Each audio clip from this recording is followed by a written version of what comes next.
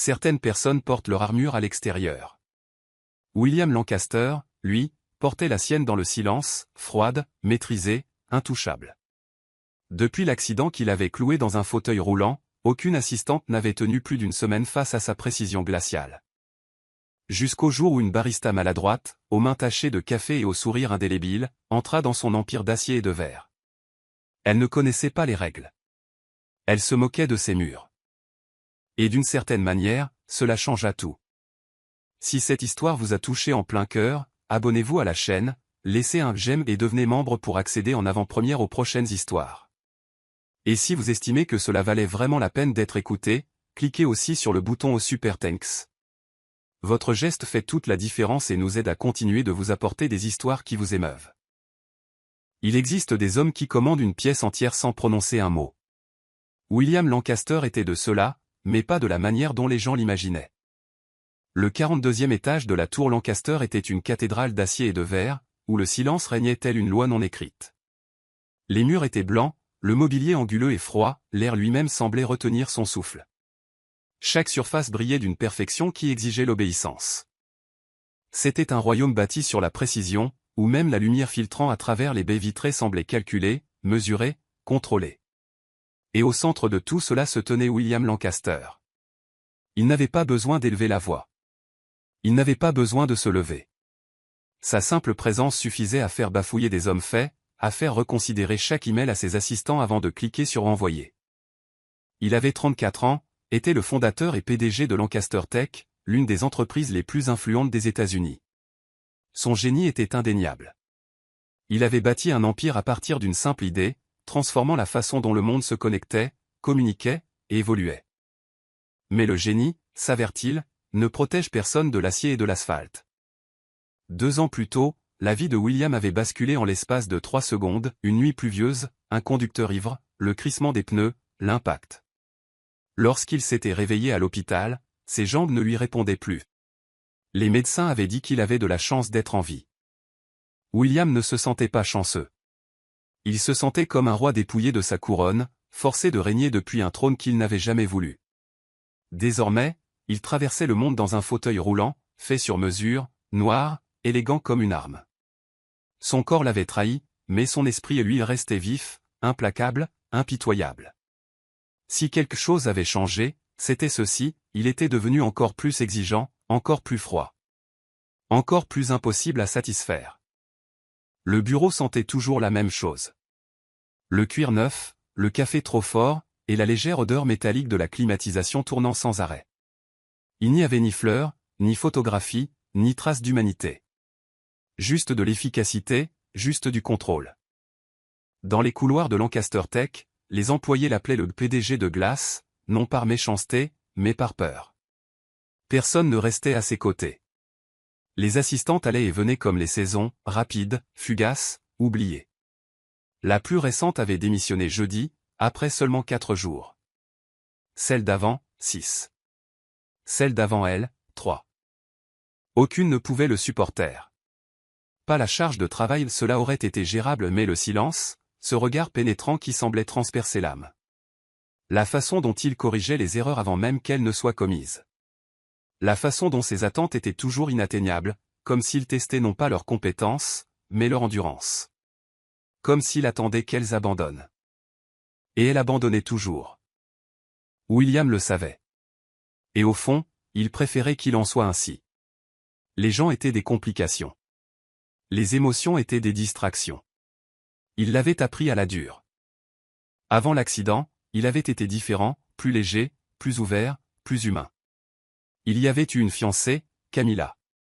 Belle, ambitieuse, parfaite pour les couvertures de magazines. Il devait se marier 6 mois plus tard, jusqu'à l'accident. Elle lui rendit visite à l'hôpital 2 fois. Lors de la seconde visite, elle s'assit au bord de son lit, lui prit la main avec une délicatesse étudiée, et dit, les yeux baissés. « Je ne peux pas faire ça, William. Je suis désolé. » Il ne répondit pas. Il la regarda simplement. Et à cet instant, quelque chose en lui s'éteignit. Ce n'était pas de la colère. C'était pire. C'était de l'indifférence. Elle quitta la chambre et il ne mentionna plus jamais son nom. Depuis lors, William Lancaster s'était fermé. Il avait construit des murs si hauts que même lui ne pouvait plus les franchir. Sa mère, Evelyn Lancaster, l'avait remarqué. Bien sûr qu'elle l'avait remarqué. Elle voyait son fils chaque semaine, toujours avec la même expression inquiète, toujours avec cette même voix trop douce. « Tu as besoin de quelqu'un, William.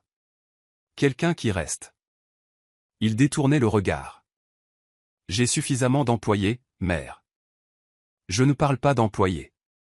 Je parle de quelqu'un qui te rappelle que tu es encore en vie. » Il ne répondait pas, car au fond, il n'était pas sûr de vouloir s'en souvenir. Mais Evelyn Lancaster n'était pas du genre à abandonner facilement. Elle connaissait son fils. Elle connaissait le vide dans son regard, la façon dont il se cachait derrière des tableurs et des réunions interminables. Elle savait que si rien ne changeait, William se perdrait complètement dans ce silence glacé. C'est pourquoi, ce jeudi matin-là, elle décida d'agir. Evelyn entra au Cinnamon House, le charmant café au rez-de-chaussée de la tour Lancaster, avec l'intention de prendre juste un cappuccino. Mais le destin, comme toujours, avait d'autres projets. Derrière le comptoir, une jeune femme aux cheveux bruns en bataille et au tablier taché de café parlait toute seule, ou plutôt, à la machine à expresso. « Allez, ma belle, ne m'abandonne pas maintenant. Juste un cappuccino de plus. Un seul. Juste un. » Evelyn sourit. Il y avait quelque chose chez elle. Quelque chose de vivant. « Parlez-vous toujours aux machines ?» demanda Evelyn, amusée. La jeune femme leva les yeux, rougissant légèrement, et lui rendit son sourire. « Seulement quand elles sont capricieuses, ou quand je suis nerveuse. Ou la plupart du temps, en fait. » Evelyn rit. Un rire sincère. Une chose qu'elle n'avait pas faite depuis des mois. « Comment vous appelez-vous ? » Madeleine. Madeleine Carter. Evelyn observa la jeune femme quelques secondes de plus. Il y avait de la lumière en elle. Du courage. Et, plus important encore, il y avait zéro peur du ridicule. « Madeleine, » dit Evelyn, une lueur dans les yeux. « Que diriez-vous d'un changement de carrière ?» Madeleine cligna des yeux, confuse. « Pardon ? Mon fils a besoin d'une assistante, et je pense que vous seriez parfaite. » Moi ? Mais. Je suis barista. Je ne sais même pas utiliser Excel correctement. Evelyn sourit en ramassant son sac à main. Parfait. Il vous apprendra. Et avant que Madeleine ne puisse protester, Evelyn Lancaster avait déjà quitté le café, ne laissant derrière elle qu'une carte de visite et le sentiment que la vie de Madeleine était sur le point de changer à jamais. Au 42e étage, William ajusta ses lunettes et passa en revue le rapport trimestriel. Il ne le savait pas encore, mais dans 48 heures, une femme qui parlait toute seule et aux machines à café allait franchir cette porte, et rien, absolument rien ne serait plus jamais pareil. Madeleine Carter n'avait jamais imaginé que sa vie changerait à cause d'une machine à café capricieuse et d'une conversation avec une inconnue élégante. Mais la vie, apprenait-elle, avait un sens de l'humour particulier. Elle avait 27 ans, vivait dans un minuscule appartement à Brooklyn qui sentait perpétuellement la cannelle et les vieux livres, et travaillait comme barista au Cinnamon House depuis 3 ans. Ce n'était pas le travail de ses rêves loin de là, mais cela payait les factures, et plus important encore, cela lui permettait de faire ce qu'elle aimait le plus, parler aux gens. Madeleine avait le don rare de faire en sorte que des étrangers se sentent comme de vieux amis en quelques minutes. Elle voyait les gens, et ils le ressentaient. Mais voir les gens ne payait pas le loyer en retard, et c'est exactement ce qui lui fit considérer, même pour une brève seconde, cette proposition absurde. Assistante de direction ? Répéta Madeleine pour la 10e fois, regardant la carte de visite comme s'il s'agissait d'un artefact extraterrestre. Elle appela sa meilleure amie Sophie. Sauf, j'ai fait une folie. J'ai accepté un poste d'assistante de direction pour un PDG multimillionnaire. Silence à l'autre bout du fil. Maddy, tu sais utiliser Excel ? Non. PowerPoint ? Plus ou moins. Tu es folle. Je sais, rit Madeleine, mélange de panique et d'excitation. Mais tu connais ce sentiment que quelque chose de grand va arriver ? Sophie soupira. Promets-moi juste que tu ne tomberas pas amoureuse de ton patron. Madeleine leva les yeux au ciel. S'il te plaît, je le connais à peine, et de toute façon, c'est probablement un de ces types robotiques en costume qui ne savent pas sourire. Elle n'avait aucune idée à quel point elle avait tort, et en même temps raison. Le lundi matin, à 8h47, Madeleine Carter se tenait devant la porte en verre dépoli aux lettres argentées indiquant William Lancaster, PDG. Son cœur battait si fort qu'elle était certaine que n'importe qui de l'autre côté pouvait l'entendre. Elle frappa 3 coups rapides. Entrez. La voix venait de l'autre côté, grave, contrôlée, sans émotion. La pièce était immense, minimaliste, froide. Et au centre, derrière un bureau de verre et d'acier, lui. William Lancaster. Il portait une chemise blanche impeccable, manches retroussées, révélant des avant-bras définis. Lorsqu'il leva enfin les yeux vers elle, Madeleine sentit l'air s'échapper de ses poumons. Ses yeux étaient de la couleur des orages, bleu-gris, profonds, intenses, et complètement vides. « Vous êtes en retard, dit-il sans ciller. Mais il est 8h47. Je devais commencer à 9h. Exactement. Vous auriez dû être là à 8h30 pour vous préparer. Madeleine fit un pas en avant, mais son talon se prit dans l'ourlet de son pantalon. Elle trébucha, et le dossier qu'elle tenait lui échappa, éparpillant des papiers sur le sol en marbre.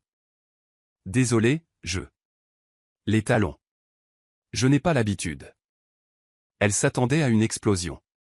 Mais quand elle leva les yeux, il la regardait avec curiosité. Vous avez apporté du café, dit-il en pointant la tasse miraculeusement intacte dans sa main. Oui, c'est pour moi. J'ai oublié que. Je le prends. Il but une gorgée. C'est bon. Vraiment? J'utilise un supplément de cannelle et une touche de vanille. Asseyez-vous, mademoiselle Carter. Les minutes qui suivirent furent une épreuve d'endurance. William expliqua ses attentes avec une précision militaire. Ma mère vous a embauché? Ce n'était pas une question. Oui. Pourquoi? Elle a dit que je serais doué pour ça. Et vous la croyez? Honnêtement, je n'en ai aucune idée, mais je suis là, alors. Vérifions cela. Pour la première fois, une lueur de surprise traversa ses yeux. Vous vous parlez à vous-même, dit-il soudain. Madeleine rougit. Vous avez entendu? J'ai entendu que vous parliez à l'imprimante dans le couloir. C'est une machine. Les machines ont des sentiments. Les coins de sa bouche s'incurvèrent imperceptiblement. Vous êtes étrange, mademoiselle Carter. Je sais. 3 semaines avaient passé. Le 42e étage n'était plus le même. Madeleine fredonnait en classant les dossiers, collait des post-it colorés partout, et à la stupéfaction générale, William le tolérait. Puis vint le jeudi 14 mars. Une réunion cruciale avec des investisseurs internationaux. Madeleine entra dans l'auditorium avec un plateau de 12 cafés. C'est là que ça arriva. Un câble de microphone mal fixé. Le talon de Madeleine. Tout se passa au ralenti. Le plateau bascula, et 12 cafés furent projetés dans les airs, s'écrasant sur le marbre blanc dans un fracas spectaculaire. Silence de mort. Les investisseurs la fixaient, choqués. Madeleine, à genoux dans une flaque de café, voulait mourir. William entra. Il s'arrêta, évaluant la scène. Tout le monde attendait l'explosion. Mademoiselle Carter. Sa voix trancha le silence. Elle leva les yeux, terrifiée. William Lancaster souriait. Non, il riait. Un rire franc, profond, qui secouait ses épaules et illuminait son visage. Ses yeux d'orage brillaient. Je vous présente mes excuses, dit-il aux investisseurs, la voix encore chargée d'amusement. Mais c'était spectaculaire. Il s'approcha de Madeleine, son fauteuil glissant doucement, et s'arrêta près d'elle. Ça va? J'ai tout ruiné. Vous avez renversé du café. Ce n'est pas la fin du monde. Nous survivrons sans café. Il lui tendit la main. Relevez-vous, nous avons une réunion à poursuivre. Dans le couloir, plus tard. Je n'arrive pas à croire que vous ayez ri. William s'arrêta. Moi non plus. Pourquoi? Il garda le silence un long moment. Parce que, dit-il d'une voix basse, cela faisait longtemps que rien ne m'avait surpris, et vous? Vous me surprenez toujours. Il y avait des secrets dans la tour Lancaster. Madeleine était sur le point de découvrir le plus grand d'entre eux. Un vendredi soir, 22 heures. Elle suivit un bruit étrange au bout du couloir jusqu'à une porte sans plaque, entr'ouverte. À l'intérieur, une salle de kinésithérapie privée. Et au centre, debout entre des barres parallèles, William. Debout. Ses mains serraient les barres à sans blanchir les jointures. Ses jambes tremblaient sous l'effort. Il était en nage, le visage tordu par la concentration. Il fit un pas. Un seul. Allez, murmura-t-il. Tu peux le faire. Encore un. Il tenta un autre pas, mais sa jambe céda. Il commença à chuter. William! Cria Madeleine en se précipitant. Elle glissa près de lui, passant ses bras autour de sa taille pour le soutenir.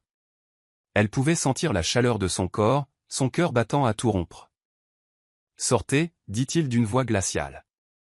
Quoi? J'ai dit sortez. Maintenant. Le lundi suivant, Madeleine arriva avec 2 cafés. L'un d'eux était glacé.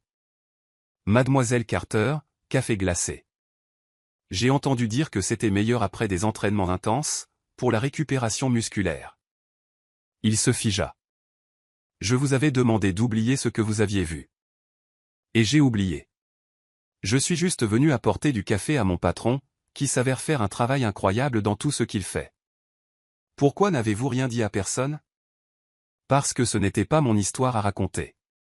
Et parce que je pense que tout le monde mérite d'avoir ses secrets, surtout ceux qui nous rendent plus forts. La tension disparut de son visage.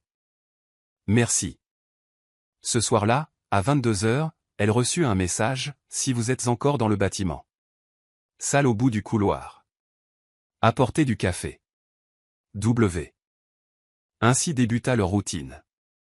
6 semaines. 42 nuits. Elle narrait ses progrès comme des épopées. Un mercredi soir, fin avril, William était frustré. Il n'avait réussi que 3 pas.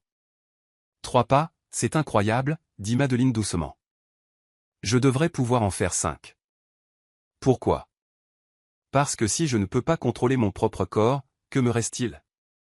Madeleine s'agenouilla devant son fauteuil, se mettant à sa hauteur. Que vous reste-t-il? Répéta-t-elle. Vous avez l'esprit le plus brillant que je connaisse. Vous avez le courage d'être ici chaque soir. Vous avez ceci.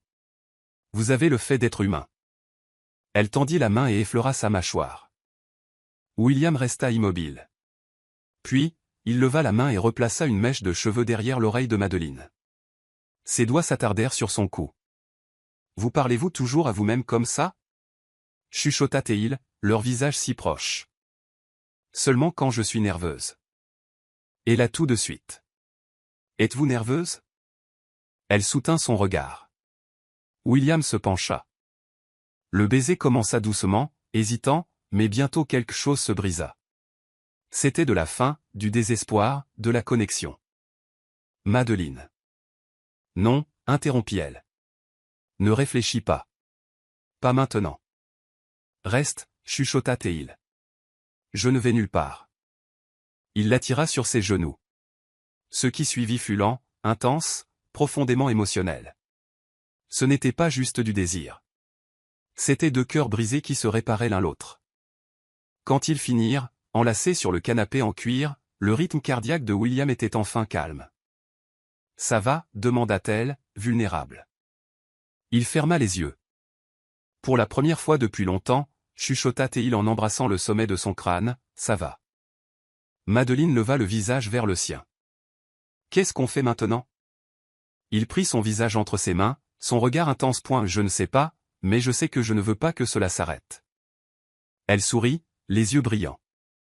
Alors ça ne s'arrête pas. Il l'embrassa de nouveau, un baiser lent, profond, comme une promesse. Mais dehors, dans les couloirs déserts de la tour Lancaster, des ombres s'agitaient, des regards épiaient. La jalousie s'éveillait et le chaos s'apprêtait à régner. L'aube pointa avec une lumière dorée qui envahit la salle de physiothérapie, peignant des ombres douces sur les murs. Madeleine s'éveilla la première, encore blottie dans les bras de William, partiellement couverte par la fine couverture que quelqu'un avait laissée là. Elle observa son visage au repos, les traits de tension enfin adoucis, ses lèvres légèrement entr'ouvertes, sa respiration calme. Il semblait apaisé, et elle ne l'avait jamais vu ainsi. Avec précaution, pour ne pas le réveiller, elle bougea, commençant à s'habiller en silence. Mais au moment où elle s'éloigna, William ouvrit les yeux. Pendant une fraction de seconde, quelque chose de chaleureux brilla dans ce regard orageux, quelque chose qui ressemblait dangereusement au bonheur, puis, tel un rideau qui tombe, cela disparut. « Quelle heure est-il » demanda-t-il, la voix trop neutre. « 5h40, répondit Madeleine en boutonnant son chemisier. Nous avons encore du temps avant que quelqu'un n'arrive. Il hocha la tête, se dirigeant vers son fauteuil roulant avec une efficacité qui trahissait l'habitude. Il s'habilla en silence, évitant son regard, et Madeleine sentit un froid s'installer dans son estomac. « William, il faut qu'on y aille. J'ai des réunions à 7 heures. » La froideur de sa voix fut comme une gifle. Madeleine cligna des yeux, confuse, blessée, mais se força à sourire. « Bien sûr, je te verrai au bureau. » Il se contenta d'un signe de tête, se dirigeant déjà vers la porte. Et ainsi débuta le silence qui allait les consumeurs. Dans les semaines qui suivirent, William Lancaster redevint le PDG de Glace. Pire encore, il devint un étranger. Il évitait Madeleine dès que possible, ne communiquait que par des emails froids et directs, et lorsqu'ils étaient forcés de se trouver dans la même pièce, il ne la regardait pas. Il refusait simplement de la voir. Les séances de physiothérapie du soir? Annulées. Aucune explication. Aucune excuse. Les cafés qu'elle laissait sur son bureau chaque matin restaient intouchés, refroidissant jusqu'à devenir les rappels douloureux de quelque chose qui avait été brisé. Madeleine essaya. Elle essaya de parler, de demander si elle avait fait quelque chose de mal, de ramener cet homme qui avait tenu son visage avec tant de tendresse. Mais il avait disparu. Et à sa place se tenait un fantôme avec les yeux de William Lancaster. Les employés le remarquèrent. C'était impossible à ignorer. L'assistante qui fredonnait autrefois dans les couloirs marchait maintenant en silence. Ses yeux, jadis si vivants, avaient perdu leur éclat. Elle faisait toujours son travail à la perfection, mais la joie avait été aspirée hors d'elle comme l'air d'un ballon percé. Et il y avait quelqu'un qui observait tout cela avec un sourire cruel. Camilla Westbrook. Elle avait été la fiancée de William. Avant l'accident. Avant le fauteuil. Avant que tout ne s'effondre. Élégante. Impeccable. D'une cruauté subtile dont seules les femmes vraiment dangereuses ont le secret.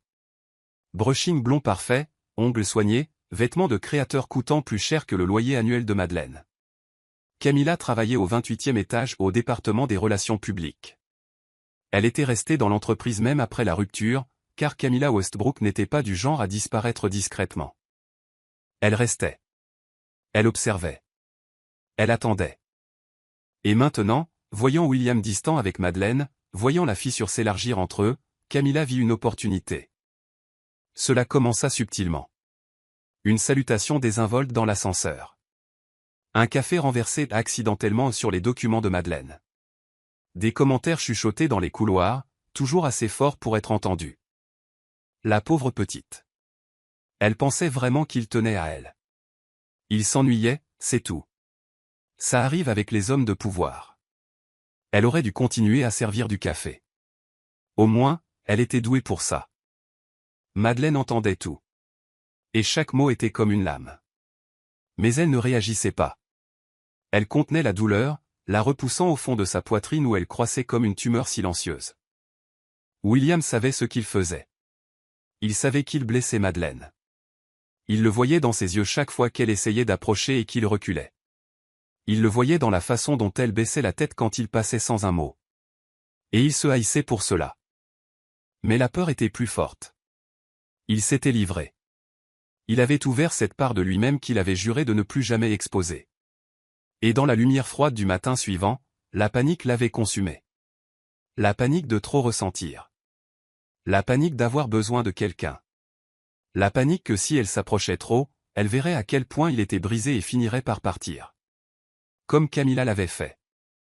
Alors il fit ce qu'il faisait toujours quand il avait peur. Il érigea des murs. Des murs si hauts que même lui ne pouvait plus voir par-dessus. Pourtant, la nuit, seul dans son appartement, il tenait son téléphone, son doigt hésitant au-dessus de son nom. Il tapait des messages qu'il n'envoyait jamais. « Je suis désolé. Tu me manques. Je ne sais pas comment faire ça. Effacer. Effacer. Effacer. Et le silence perdurait. Ce fut Evelyne qui finit par confronter son fils. Elle entra dans son bureau un jeudi après-midi, ferma la porte derrière elle et croisa les bras. « Qu'est-ce que tu fais, William ?» Il ne leva pas les yeux de son ordinateur. « Je travaille. »« Tu es en train de détruire cette fille. » Il leva alors les yeux, son regard orageux et dangereux. « Ce ne sont pas tes affaires. »« Si, ça l'est, » répliqua Evelyne en s'approchant, la voix ferme mais chargée d'inquiétude. « C'est moi qui l'ai fait venir ici. J'ai vu ce qu'elle a fait pour toi. Je t'ai vu rire pour la première fois en 2 ans. Et maintenant tu jettes tout ça parce que tu as peur. » « Je n'ai pas peur. »« Tu es terrifié, dit-elle doucement. Tu es terrifié de ressentir, d'avoir besoin, d'être heureux. Parce que si tu es heureux, cela signifie que tu peux être malheureux à nouveau. Et tu ne penses pas pouvoir survivre à ça. » William détourna le regard, la mâchoire contractée. Evelyne soupira, posant sa main sur son épaule. « Mon fils. Tu as déjà survécu au pire. Le fauteuil. La trahison. La solitude. Tu peux survivre à l'amour aussi. Mais seulement si tu te l'autorises. » Elle partit, le laissant seul avec ses pensées. Et pour la première fois depuis des semaines, William s'autorisa à ressentir. À ressentir la douleur. Le regret. Le manque écrasant d'une femme qui parlait aux machines à café et transformait ses pires jours en quelque chose de supportable. Il prit son téléphone. Cette fois, il n'effaça pas le message. « On peut parler ?» Mais au moment où il appuya sur envoyer, un autre nom apparut sur l'écran. Camilla. « Dîner demain ? Nous devons parler du projet. » Il hésita. Et puis, par pur instinct de fuite, il répondit. « D'accord. » En bas, Madeleine regarda son téléphone. Elle vit son message. Et pour la première fois depuis des semaines, elle s'autorisa à espérer. Mais dans le couloir, Camilla souriait. Le jeu ne faisait que commencer. Le message de William brillait sur l'écran de Madeleine comme une promesse fragile. « On peut parler ?» 3 mots simples qui firent s'emballer son cœur après des semaines de silence suffocant. Elle répondit immédiatement, les doigts tremblants. « Bien sûr, quand ?» Mais la réponse ne vint jamais. Madeleine attendit. 1 heure. 2. 3. Elle vérifiait son téléphone obsessionnellement, l'estomac noué à chaque minute passée sans réponse. Peut-être était-il en réunion. Peut-être avait-il changé d'avis. Peut-être. Peut-être était-elle encore une idiote. Le lendemain matin, elle arriva au bureau déterminée à lui faire face. À exiger des réponses. À briser enfin ce mur de glace qu'il avait construit entre eux. Mais lorsqu'elle passa au 28e étage pour récupérer des documents, elle entendit quelque chose qui la fit se figer. Des voix. Venant de la salle de conférence aux parois vitrées. William et Camilla. Ils étaient assis trop près l'un de l'autre. Camilla riait, touchant légèrement son bras tout en feuilletant une présentation. Et William ? William ne se reculait pas. Il écoutait simplement, avec cette expression neutre que Madeleine connaissait si bien. La même expression qu'il utilisait quand il voulait cacher ce qu'il ressentait vraiment. Madeleine eut l'impression que le sol se dérobait sous ses pieds. Pathétique, n'est-ce pas ? Elle se retourna. 2 employés des RH l'observaient avec des expressions mêlant pitié et dédain. Elle pensait vraiment qu'il la voulait, chuchota l'une d'elles, pas aussi doucement qu'elle l'aurait dû. Il retourne toujours vers les gens de leur niveau, répondit l'autre. Camilla est sophistiquée. Élégante. Elle comprend son monde. Madeleine serra les doigts sur le dossier qu'elle portait, ses jointures blanchissant. Ce n'étaient pas les premiers mots cruels qu'elle entendait. Ces dernières semaines, les chuchotements dans les couloirs étaient devenus la bande-son constante de son humiliation. Mais cette fois, quelque chose de différent se produisit. Cette fois, elle ne baissa pas la tête. La journée s'étira, lente comme de la mélasse. Madeleine accomplit ses tâches mécaniquement, évitant le bureau de William autant que possible. Elle ne se faisait pas confiance pour lui faire face. Pas encore. Pas quand chaque fibre de son être hurlait de le confronter, de lui demander pourquoi il l'avait embrassée si tendrement s'il prévoyait de la jeter comme un déchet. À 17h45, elle entra dans l'ascenseur bondé, émotionnellement épuisée, voulant juste rentrer chez elle, prendre une douche chaude et pleurer jusqu'à s'endormir. L'ascenseur s'arrêta au 28e étage et Camilla Westbrook monta. Elle portait une robe rouge qui coûtait probablement plus de 3 mois de salaire de Madeleine, ses cheveux blonds tombant parfaitement sur ses épaules. Ses yeux rencontrèrent ceux de Madeleine, et un sourire cruel courba ses lèvres parfaitement peintes. « Madeleine, dit-elle, le nom sonnant comme une insulte. Toujours là ?» Madeleine ne répondit pas. Elle agrippa simplement la sangle de son sac plus fort. L'ascenseur commença à descendre. Il y avait 6 autres personnes à l'intérieur. Des cadres, des assistants, des stagiaires. Tout le monde regardait devant soi, mais Madeleine savait qu'ils écoutaient. « Vous savez, continua Camilla, la voix douce comme du poison, j'admire votre persévérance. Vraiment. Mais peut-être est-il temps d'accepter la réalité. » Camilla, ne faites pas ça, murmura quelqu'un, mal à l'aise. Mais Camilla les ignora, faisant un pas vers Madeleine. William a besoin de quelqu'un qui comprend son monde. Quelqu'un qui peut tenir une conversation lors des dîners d'affaires. Quelqu'un qui connaît la différence entre un château Margaux et un vin de supermarché. Elle inclina la tête, les yeux brillants de malice. Pas une barista qui parle aux machines à café. Le silence dans l'ascenseur était assourdissant.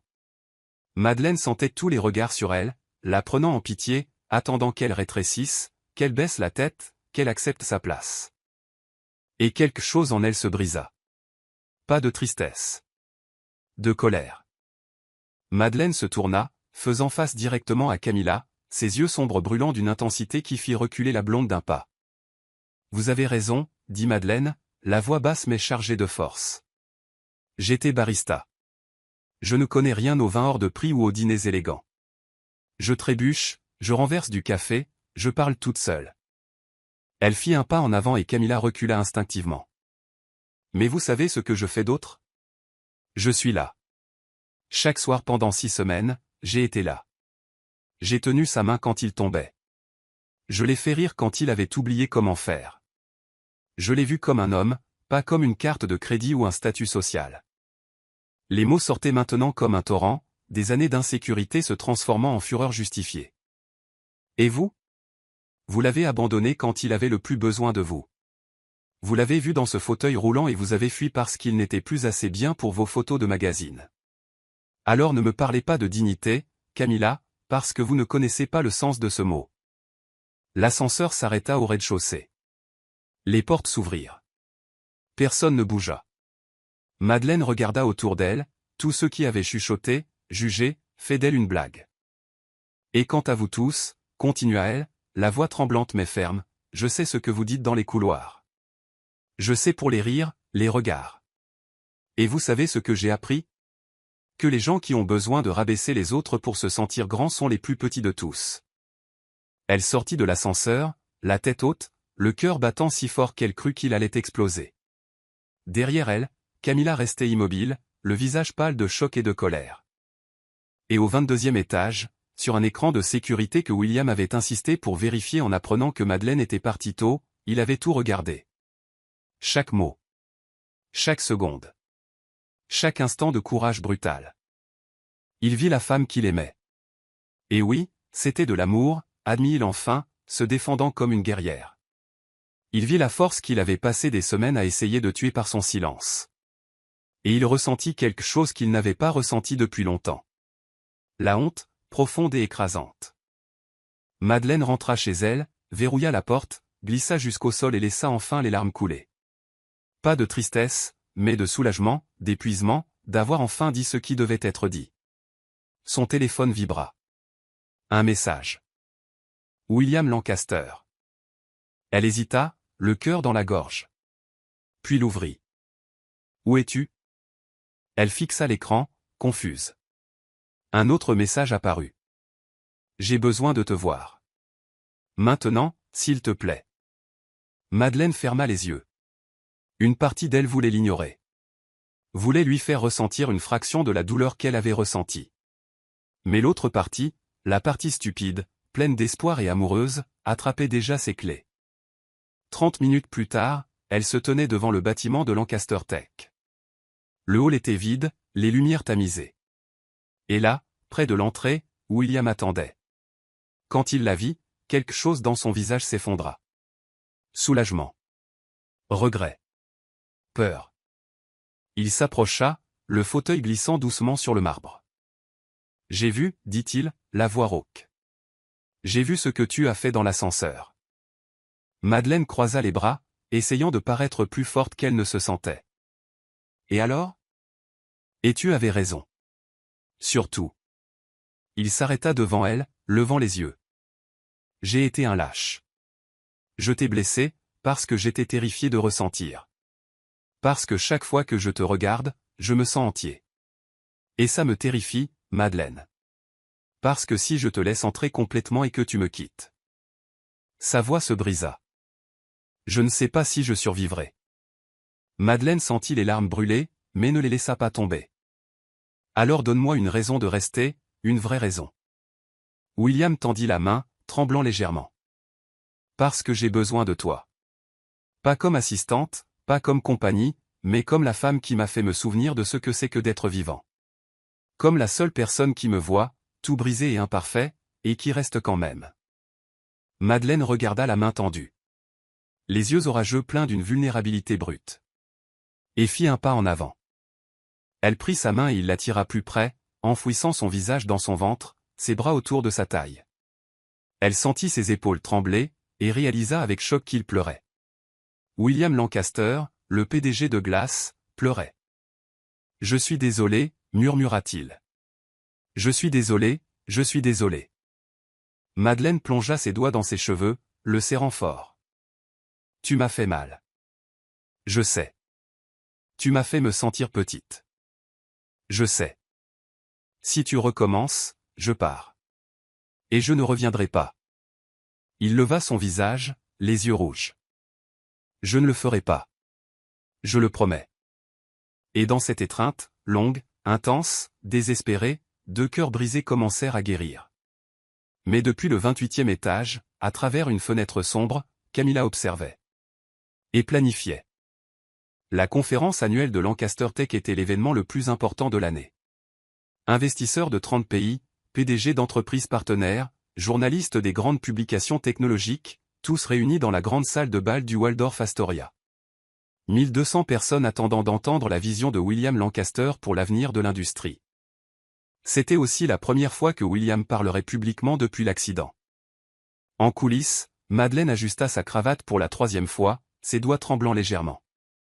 Il y avait quelque chose de différent dans l'air, une tension qu'elle n'arrivait pas tout à fait à identifier. Ces 2 dernières semaines, depuis la réconciliation, ils étaient devenus inséparables. Il l'emmenait dîner dans de petits restaurants où personne ne les connaissait. Elle passait les nuits à son appartement, s'endormant pendant qu'il travaillait, se réveillant avec de doux baisers sur le front. C'étaient de petits moments de bonheur volés. Mais aujourd'hui, il y avait des regards. Des chuchotements. Et Camilla Westbrook était partout, toujours avec ce sourire que Madeleine avait appris à craindre. « Tu es nerveux ?» dit Madeleine en lissant la veste de William. « Non, mentit-il, la mâchoire tendue. » Elle inclina la tête, ses yeux étudiant son visage. « Tu le es. Et c'est normal. 1 millier de personnes ou juste moi. Tu es brillant de toute façon. » Il lui prit la main, entrelaçant leurs doigts. « Seras-tu là ? Au premier rang. Ou d'autres serais-je ?» Quelque chose s'adoucit dans son regard. Il l'attira plus près, l'embrassant doucement. Un baiser qui disait tout ce que les mots ne pouvaient pas. « Monsieur Lancaster, 5 minutes. » Une assistante annonça depuis la porte. William prit une profonde inspiration. Madeleine serra sa main une dernière fois. « Va leur montrer qui tu es. » L'auditorium était silencieux quand William entra sur scène. La rampe d'accès avait été installée spécifiquement pour lui, chose qu'il n'avait jamais autorisée auparavant. Mais Madeleine l'avait convaincu que ce n'était pas une faiblesse, mais une stratégie. Si tu montres que tu peux monter, ils verront la force, pas la limitation. Il se positionna au centre de la scène, le micro sans fil accroché à son revers, les écrans géants derrière lui affichant le logo de Lancaster Tech. 1200 paires d'yeux fixés sur lui.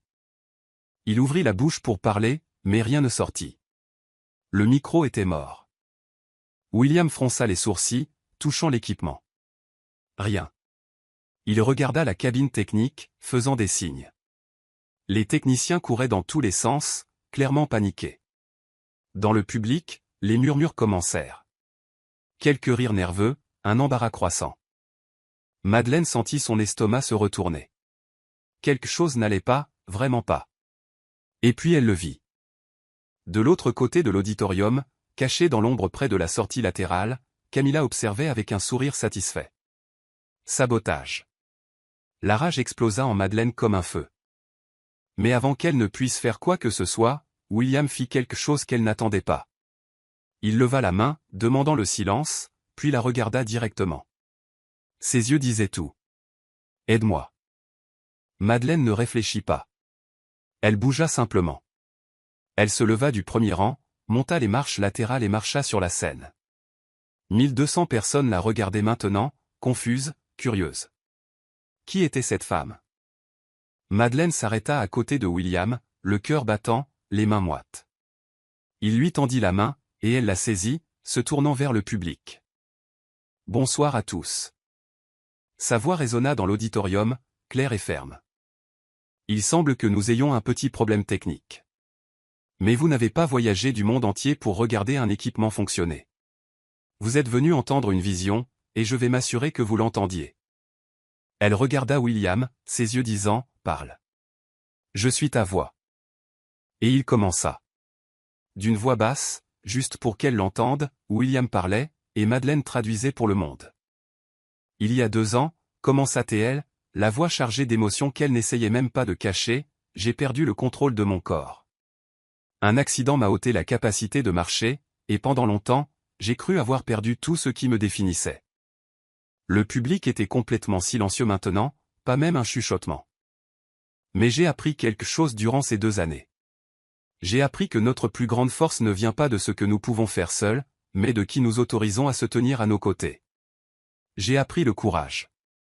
Le courage d'accepter de l'aide, d'admettre sa vulnérabilité, de reconstruire quand tout semble détruit. » Madeleine sentit la main de William serrer la sienne. Elle continua, la voix ferme mais pleine de vérité. Lancaster Tech a toujours été synonyme d'innovation, de briser les barrières. Mais aujourd'hui, je veux parler d'une barrière différente, la barrière de la perception. L'idée que les limitations physiques définissent les capacités, que nous avons besoin d'être entiers pour être complets. Elle fit une pause, regardant le public. Nous lançons quelque chose de nouveau, quelque chose de personnel. La Fondation Lancaster Carter. Un murmure de surprise traversa l'auditorium. William n'avait mentionné cela dans aucun matériel promotionnel. Une fondation dédiée aux technologies d'assistance, à la réhabilitation et à l'inclusion. Parce que tout le monde mérite la chance de se reconstruire, de se redécouvrir, de se sentir complet, non pas malgré ses différences, mais grâce à elles. Les écrans derrière s'illuminèrent, montrant des prototypes de fauteuils roulants intelligents, de prothèses contrôlées par IA, de programmes de physiothérapie utilisant la réalité virtuelle. Et cette fondation, continua Madeleine, la voix tremblante maintenant, porte le nom de Carter. Parce que c'est une personne portant ce nom qui m'a appris ce que signifie vraiment vivre, qui m'a appris que la force n'est pas de ne jamais tomber, mais de se relever chaque fois que l'on tombe.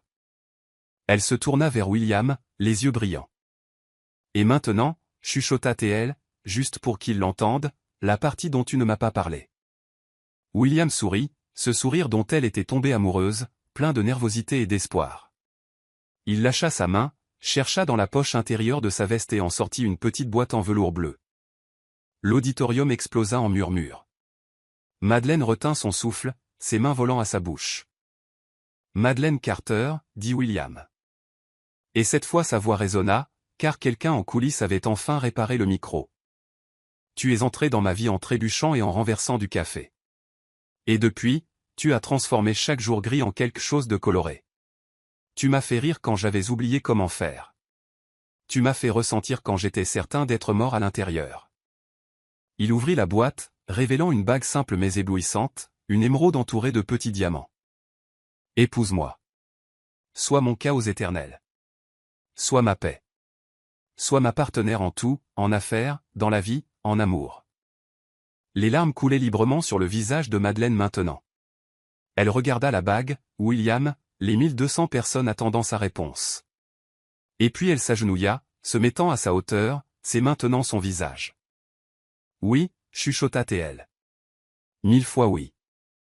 L'auditorium explosa, applaudissements tonitruants, sifflements, larmes, inconnus s'étreignant, journalistes prenant frénétiquement des photos. Mais pour William et Madeleine, le monde avait disparu. Il n'y avait que 2 cœurs qui s'étaient trouvés dans l'endroit le plus improbable. Il glissa la bague à son doigt, et elle l'embrassa avec une telle intensité que les applaudissements devinrent encore plus forts. Quand ils se séparèrent enfin, riant et pleurant à la fois, Madeleine chuchota. « Tu avais prévu ça depuis le début. » « C'est le cas, sourit-il. Je me suis dit que j'avais besoin d'un public pour m'assurer que tu ne pourrais pas dire non. Idiot, rit-elle en l'embrassant à nouveau. En coulisses, Camilla observait, le visage pâle de rage et de défaite. Elle avait essayé de détruire, mais n'avait fait que renforcer. Et au premier rang, Evelyn Lancaster pleurait ouvertement, la main sur le cœur. Son fils était revenu, il était enfin revenu. Plus tard ce soir-là, quand la conférence fut terminée et que les invités se furent dispersés, William et Madeleine restèrent seuls sur la scène vide. Sa main gauche étincelait sous les lumières tamisées. « Fondation Lancaster Carter » demanda-t-elle en posant sa tête sur son épaule. « Tu mérites d'avoir ton nom sur quelque chose de plus grand qu'une tasse de café ?» Elle rit, le son résonnant dans l'auditorium vide. « Je vais continuer à parler toute seule. »« Je sais. » Et à trébucher. « Je compte là-dessus. » Et à renverser des choses. « Tant que tu ne me laisses jamais tomber, ça me va. » Elle leva la tête, ses yeux rencontrant les siens. « Jamais. » Et ils scellèrent cette promesse par un baiser qui prouvait une chose. Parfois, les meilleurs débuts naissent des fins les plus improbables. 6 mois plus tard, par une matinée d'octobre, alors que l'automne peignait New York de nuances d'or et de rouge, Madeleine Carter se tenait devant un miroir en pied, portant une robe qui semblait avoir été tissée de clairs de lune. C'était simple, élégant, parfait. Rien à voir avec les robes pompeuses que Camilla aurait probablement choisies. Celle-ci avait de fines bretelles, tombaient doucement jusqu'au sol en couches de soie ivoire, et avait un unique détail brodé au niveau du cœur, une petite tasse de café fumante, si délicate qu'elle n'était visible que de près. C'était l'idée de William. Pour qu'on n'oublie jamais comment tout a commencé. Respire, m'a dit. Ne trébuche pas sur la robe. Ne pleure pas et ne ruine pas ton maquillage. Ne. Toujours en train de parler toute seule? Madeleine se retourna. Sophie se tenait dans l'embrasure de la porte, radieuse dans sa robe de demoiselle d'honneur lavande, les yeux brillants. Toujours. Madeleine sourit, nerveuse. Sophie s'approcha, ajustant le voile délicat qui tombait des cheveux de Madeleine, relevé en un chignon bas et lâche avec quelques mèches encadrant son visage. Tu es magnifique, et il va s'effondrer quand il te verra. Tu crois? J'en suis sûr. Sophie tint les mains de son amie. Tu sais pourquoi? Parce qu'il te regarde comme si tu étais la seule personne au monde. Comme si, peu importe combien de gens sont dans la pièce, il ne voit que toi. Madeleine sentit les larmes brûler, mais cligna rapidement des yeux. Non, ne pleure pas maintenant. Garde ça pour les vœux. Sophie rit. Alors allons-y. Ton futur mari attend. Le mariage eut lieu dans les jardins du manoir Lancaster, la propriété familiale en périphérie de New York. C'était un lieu magique, des hectares de jardins parfaitement entretenus, un lac miroir reflétant le ciel, des arbres centenaires formant des arches naturelles décorées de lumière délicate et de fleurs blanches. Il y avait 200 invités, pas 1000 comme à la conférence. Juste les gens qui comptaient vraiment, la famille, les vrais amis, les employés devenus confidents. Et, remarqué par son absence, Camilla Westbrook, qui avait démissionné 2 semaines après la demande en mariage public. Personne ne la regrettait. William se tenait à l'hôtel improvisé sous un kiosque en bois blanc couvert d'hortensias et de roses.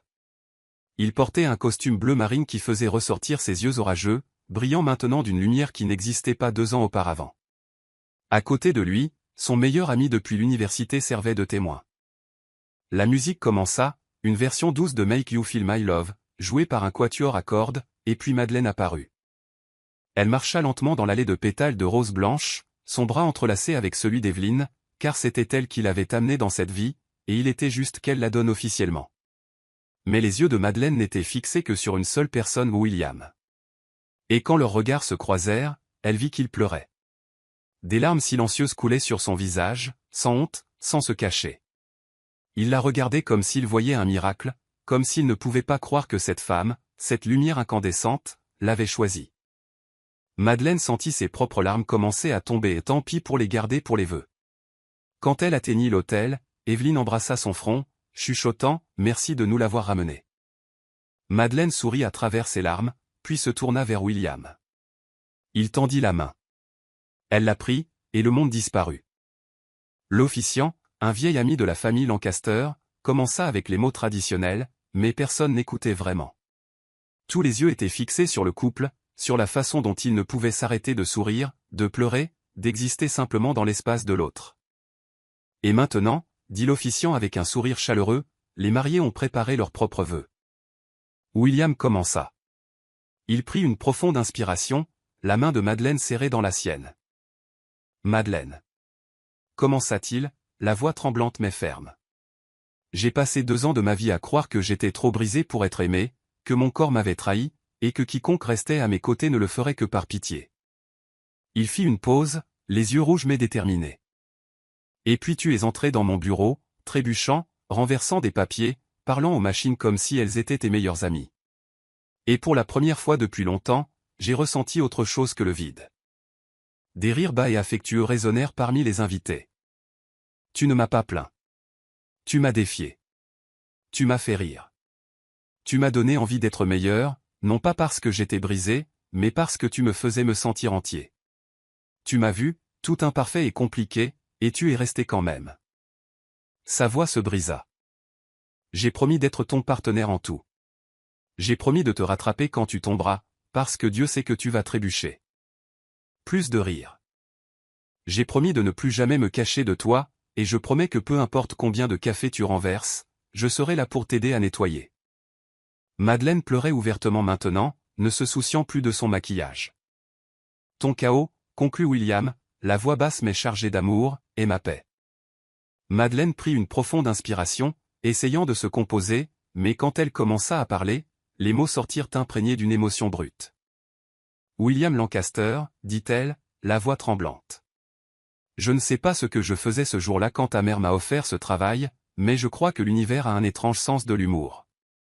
Parce qu'il a pris une barista maladroite, qui ne connaissait rien au monde de l'entreprise, et l'a mise sur le chemin de l'homme le plus impossible, le plus frustrant, le plus brillant que j'ai jamais rencontré. Elle sourit à travers ses larmes. Tu m'as fait peur au début, ton silence, ton perfectionnisme, la façon dont tu me regardais comme si tu résolvais une équation impossible. Mais ensuite j'ai vu qui tu étais vraiment. Je t'ai vu te battre chaque nuit pour faire un pas de plus. Je t'ai vu rire pour la première fois depuis des années. Je t'ai vu t'effondrer et te reconstruire sans jamais, pas une seconde, abandonner. Elle serra sa main plus fort. Tu m'as appris ce qu'est le courage, pas le courage de ne jamais tomber, mais le courage de se relever, d'être vulnérable, d'admettre qu'on a besoin de quelqu'un. Et je promets d'être là, toujours, les soirs de victoire et les matins difficiles, quand tu ris et quand tu pleures. Sa voix tomba dans un murmure que le micro capta tout de même. Je promets d'être ton chaos éternel, ta confusion constante, ta partenaire en tout, des plans d'affaires aux séances de physiothérapie à 10 heures du soir. Et je promets, sourit-elle, de ne jamais arrêter de parler toute seule. William rit, les larmes coulant librement maintenant. Pour toujours, chuchota Théil. Pour toujours. L'officiant sourit, ses propres yeux brillants. Les alliances. Le témoin tendit les bagues, de simples anneaux en or blanc avec un seul mot gravé à l'intérieur de chacun, sur celle de William, chaos, sur celle de Madeleine, paix. Ils échangèrent les alliances, leurs doigts tremblants, leurs regards ne vacillant jamais. Alors par les pouvoirs qui me sont conférés, dit l'officiant, la voix chargée d'émotion, je vous déclare maintenant mari et femme. William, tu peux embrasser la mariée. William attira Madeleine plus près, une main tenant son visage, l'autre entrelacée avec la sienne. Bonjour, Madame Lancaster, chuchota Théil. Bonjour, Monsieur Carter Lancaster, corrigea-t-elle en souriant. C'est juste. Et il l'embrassa. C'était un baiser qui contenait tout, toutes les luttes, toutes les larmes, toutes les nuits de physiothérapie, tous les cafés renversés, tous les mots non dits, toutes les promesses chuchotées. C'était un baiser qui disait « Nous avons réussi ». Les invités explosèrent en applaudissements, sifflements, cris de joie, mais William et Madeleine entendaient à peine. Quand ils se séparèrent enfin, riant et pleurant tous les deux, Madeleine chuchota. « Je n'ai pas trébuché. Il est encore temps, » sourit William. Et comme si l'univers écoutait, quand ils se tournèrent pour redescendre l'allée en tant que mari et femme, Madeleine marcha sur sa propre robe. Elle trébucha. Mais William la rattrapa. Il le ferait toujours. La réception fut magique. Des lumières suspendues dans les arbres, des tables décorées de fleurs sauvages, de la musique live, des rires résonnant dans le jardin. Durant la première danse, William tenait Madeleine si fort qu'elle avait à peine besoin de s'inquiéter de marcher sur ses pieds. « Tu sais que je ne peux pas très bien danser comme ça, » murmura-t-il contre ses cheveux. « Tu t'en sors parfaitement, » répondit-elle, la tête sur son épaule. « C'est parce que tu me complètes. » Elle leva la tête, les yeux brillants. « Maintenant c'est toi qui es mielleux. C'est notre mariage, j'ai le droit. » Elle rit, et il fit tourner le fauteuil, la faisant virevolter avec lui, et pendant un instant, il sembla qu'il volait. Plus tard, quand la nuit fut complètement tombée et que les étoiles brillaient au-dessus d'eux, William et Madeleine s'éloignèrent de la fête, marchant et roulant jusqu'au bord du lac. Le reflet de la lune dansait sur l'eau. Le son lointain de la musique et des rires les enveloppait comme une étreinte. « Heureux » demanda-t-il. « Plus que je ne l'aurais cru possible » répondit-elle, s'asseyant dans l'herbe à côté de son fauteuil, la tête reposant sur sa jambe. Il passa ses doigts dans ses cheveux, doucement. « Merci. » Pourquoi? De m'avoir vu. D'être resté. D'être toi. Madeleine se tourna, levant les yeux vers lui. Merci de m'avoir laissé faire. Ils restèrent ainsi, dans un silence confortable, tandis que le monde tournait autour d'eux. Deux cœurs qui s'étaient trouvés dans les endroits les plus improbables, une barista et un PDG, le chaos et la paix, du café renversé et un amour trouvé. Et alors que les étoiles en étaient témoins, ils chuchotèrent des promesses qui dureraient pour toujours. Parce que parfois, les meilleurs débuts naissent des faux pas. Et les meilleurs amours naissent quand on arrête de chercher la perfection pour commencer à embrasser le chaos. Et ainsi William Lancaster apprit que la force ne réside pas dans le fait de ne jamais tomber, mais d'accepter la main tendue quand on tombe. Madeleine découvrit que sa lumière ne diminuait pas en illuminant les coins sombres de quelqu'un d'autre, elle ne faisait que briller plus fort. Ensemble, ils prouvèrent que le véritable amour ne requiert pas la perfection, il requiert la présence. Il requiert le courage d'être vu dans toute son imperfection et d'être choisi quand même. Parce que parfois, tout ce dont quelqu'un a besoin, c'est de quelqu'un qui reste, quelqu'un qui voit le chaos et l'appelle maison, quelqu'un qui transforme le café renversé en nouveau départ. Et peut-être qu'au fond, cette histoire parle aussi de nous. Si cette histoire a touché votre cœur, abonnez-vous à la chaîne, laissez un j'aime et devenez membre pour avoir un accès anticipé aux prochaines histoires. Et si vous avez senti que cela valait vraiment la peine d'être écouté, cliquez aussi sur le bouton au Super Thanks. Votre geste fait toute la différence et nous aide à continuer d'apporter des histoires qui vous émeuvent.